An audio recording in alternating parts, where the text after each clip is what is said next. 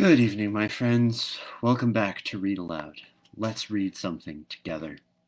I apologize for the delay in meeting with you this evening. I actually started something a little bit ago, and then I heard my 5-year-old yelling upstairs, and I realized that what I had recorded so far was marked as private, so no one was seeing it. I made sure that my 5-year-old is okay. He wants someone to read to him, even though it's like an hour past his bedtime. And multiple people have offered to read to him, but he doesn't want them to read to him.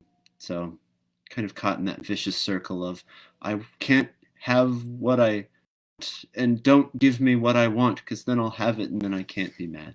So, that's where we're at. So, I apologize again for the delay, and I'm glad that you're here now. So, in the interest of time and of just everyone's sanity and everything, let's go ahead and let's at least read chapter 11 and then see how we're feeling. We'll go from there. So anyway, just to recap, Anne has apologized to Mrs. Rachel. She did so in a particularly flamboyant and theatrical manner. Marilla basically got the impression that Anne was secretly really enjoying giving such a dramatic and gestury apology. So that's where we're at. Anne is out of house arrest, and let's begin chapter 11. Anne's impressions of Sunday school. Well, how do you like them? Said Marilla, standing in the gable room, looking solemnly at 3 new dresses spread out on the bed. One was of snuffy-colored gingham, which Marilla had been tempted to buy from a peddler the preceding summer because it looked so serviceable. One was of black and white checked sateen, which she had picked up at a bargain counter in the winter, and one was a stiff print of an ugly blue shade, which she had purchased that week at a Carmody store. She had made them herself, and they were all made alike. Plain skirts fold tightly to plain waists, with sleeves as and skirt and tight as sleeves could be. I'll imagine that I like them, said Anne soberly. I don't want you to imagine it, said Marilla, offended. Oh, I can see you don't like the dresses. What is the matter with them? Aren't they neat and clean? Yes. Then why don't you like them? They're not pretty, Anne said reluctantly. Pretty, Marilla sniffed. I didn't trouble my head about getting pretty dresses for you.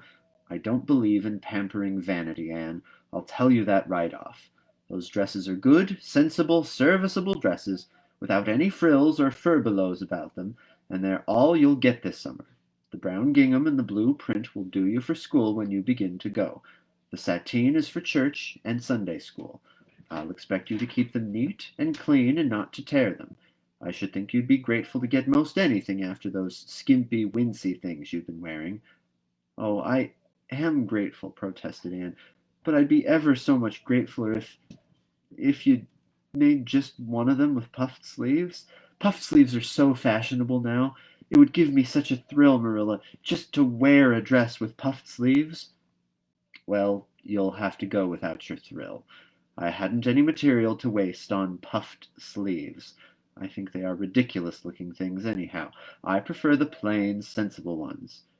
But I'd rather look ridiculous when everybody else does than plain and sensible all by myself, persisted Anne mournfully. Trust you for that. Well, hang those dresses carefully up in your closet, and then sit down and listen. I got a quarterly from Mr. Bell for you, and you'll go to Sunday school tomorrow, said Marilla, disappearing downstairs in high dudgeon. Anne clasped her hands and looked at the dresses. I did hope there would be a white one with puffed sleeves, she whispered disconsolately. I prayed for one, but I didn't much expect it on that account. I didn't suppose God would have time to bother about a little orphan girl's dress. I knew I'd just have to depend on Marilla for it. Well, fortunately, I can imagine that one of them is of snow-white muslin with lovely lace frills and 3 puffed sleeves. The next morning, warnings of a sick headache prevented Marilla from going to Sunday school with Anne. "You'll have to go down and call for Mrs. Lynde, Anne," she said. "She'll see that you get into the right class. Now, mind you behave yourself properly. Stay to preaching afterwards and ask Mrs. Lynde to show you our pew. Here's a cent for collection. Don't stare at people and don't fidget. I shall expect you to tell me the text when you come home." Anne started off irreproachably, arrayed in the stiff black and white sateen, which, while decent as regards length, and certainly not open to the charge of skimpiness, contrived to emphasize every corner and angle of her thin figure. Flat, glossy new sailor, the extreme plainness of which had likewise much disappointed Anne, who had permitted herself secret visions of ribbon and flowers. The latter, however, were supplied before Anne reached the main road, fronted halfway down the lane with a golden frenzy of wind-stirred buttercups and a glory of wild roses. Anne promptly and liberally garlanded her hat with a heavy wreath of them. Whatever other people might have thought of the result, it satisfied Anne, and she tripped gaily down the road, holding her ruddy head with its decoration of pink and yellow very proudly. When she reached Mrs. Lynde's house, she found that lady gone. Nothing daunted, Anne proceeded onward to the church. She found a crowd of little girls, all more or less gaily attired in whites and blues and pinks, and all staring with curious eyes at this stranger in their midst, with her extraordinary head adornment. Avonlea little girls had already heard queer stories about Anne. Mrs. Lynde said she had an awful temper. Jerry Buote, the hired boy at Green Gables, said she talked all the time to herself or to the trees and flowers like a crazy girl.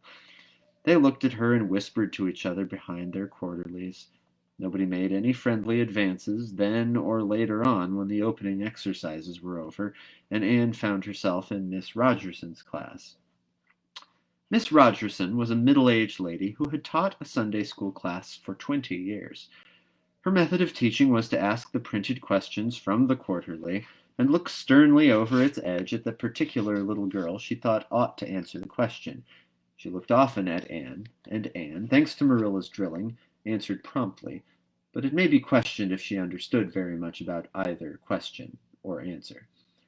She did not think she liked Miss Rogerson, and she felt very miserable. Every other little girl in the class had puffed sleeves. Anne felt that life was really not worth living without puffed sleeves. "Well, how did you like Sunday school?" Marilla wanted to know when Anne came home. Her wreath having faded, Anne had discarded it in the lane, so Marilla was spared the knowledge of that for a time. "I didn't like it a bit. It was horrid." "Anne Shirley," said Marilla rebukingly.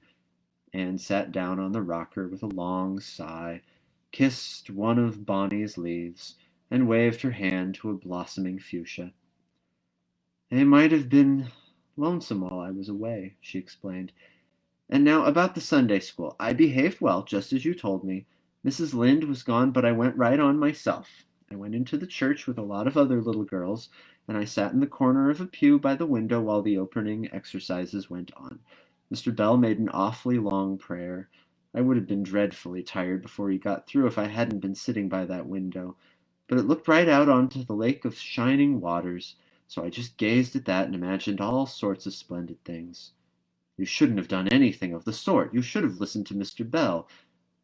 "But he wasn't talking to me," protested Anne.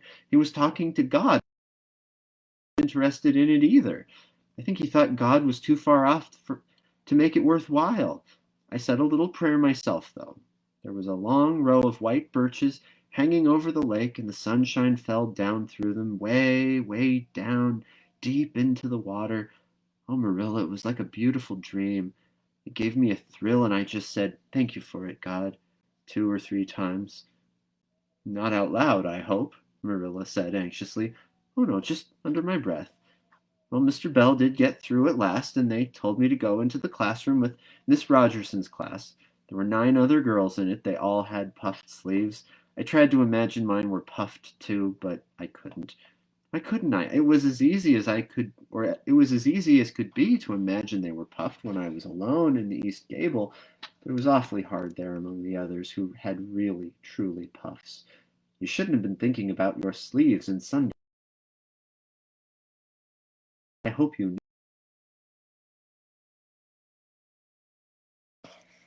Sorry about that, everybody. My internet is apparently being a little wonky. So let's finish chapter 11 and then we'll call it a night, just because the internet doesn't seem to be cooperating. So let's go back to where Anne was describing the prayer that she had said, sunshine shining through the trees onto the lake. So Marilla said anxiously, "Not out loud, I hope." "Oh, no, just under my breath." Excuse me. Well, Mr. Bell did get through at last, and they told me to go into the classroom with Miss Rogerson's class. There were 9 other girls in it. They all had puffed sleeves. I tried. Mine were puffed too, but I couldn't. Why couldn't I? It was as easy as could be to imagine they were puffed when I was alone in the east gable, but it was awfully hard there among the others who had really, truly puffs. You shouldn't have been thinking about your sleeves in Sunday school. You should have been attending to the lesson. I hope you knew it. And I answered a lot of questions. Miss Rogerson asked ever so many. I don't think it was fair for her to do all the asking. There were lots I wanted to ask her, but I didn't like to because I didn't think she was a kindred spirit. Then all the other little girls recited a paraphrase. She asked me if I knew any. I told her I didn't, but I could recite "The dog at his master's grave" if she liked. That's in the Third Royal Reader. It isn't a really, truly religious piece of poetry, but it's so sad and melancholy that it might as well be. She said it wouldn't do, and she told me to learn the 19th paraphrase for next Sunday. I read it over in church afterwards, and it's splendid. There are 2 lines in particular that just thrill me. "Quick as the slaughter fell in Midian's evil day." I don't know what squadrons means, nor Midian either, but it sounds so tragical. I can hardly wait until next Sunday to recite it. I'll practice it all the week. After Sunday school, I asked Miss Rogerson, because Mrs. Lynde was too far away, to show me your pew. I sat just as still as I could, and the text was Revelations, 3rd chapter, 2nd and 3rd verses. It was a very long text. If I was a minister, I'd pick the short, snappy ones. The sermon was awfully long, too. I suppose the minister had to match it to the text. I didn't think he was a bit interesting. The trouble with him seems to be that he hasn't enough imagination. I didn't listen to him very much. I just let my thoughts run, and I thought of the most surprising things. Marilla felt helplessly that all this should be sternly reproved, but she was hampered by the undeniable fact that some of the things Anne had said, especially about the minister's sermons and Mr. Bell's prayers, were what she herself had really thought deep down in her heart for years, but had never given expression to.